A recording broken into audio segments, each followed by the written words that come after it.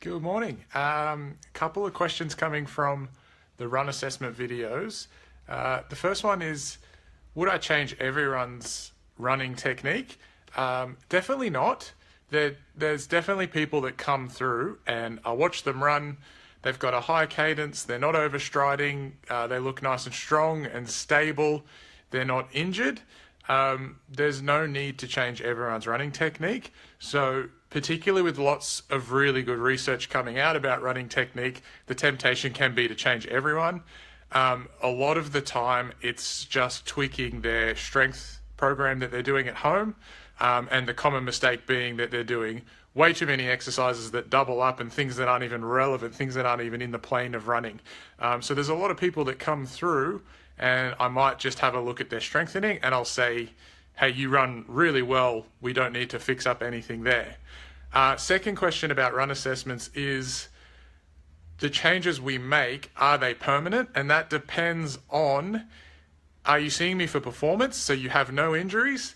Then yes, if you're overstriding and you've got a low cadence and I think you can reduce your vertical oscillation, your ground reaction force, then the changes I make will probably be permanent, particularly if those variables lower and the runner says that feels better, I feel faster or I feel lighter.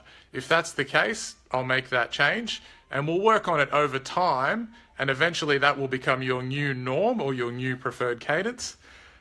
In the second case, in the injured case, sometimes we'll just change technique to change where you load your body. If you have an Achilles issue, we can take the load away from the Achilles, which is a method to keep you running. And we know how important that is, not only for physical health, but for mental health. So this is kind of how I view physio now, is we just change loads, which allows the body to respond. We keep you moving. Whereas, 5 years ago, or even some physios now will just say, okay, why don't you just stop running or just stop CrossFit? Let's change the load so you can keep going, keep your physical and mental health up. And I'll use those same two rules. So if the variables are looking better, the runner says that feels better and it takes away the pain from their injury, then sometimes that change will be permanent. But provided the runner says, I feel good, the variables look good, and they've recovered from their injury. That is all I wanted to talk about today. That was a quick one for Daniel, and I know the last live, the connection cut out, so I just thought I'd go over that again.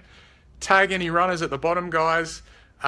Leave your comments, and I will do the next live on Wednesday. I'll see you guys then.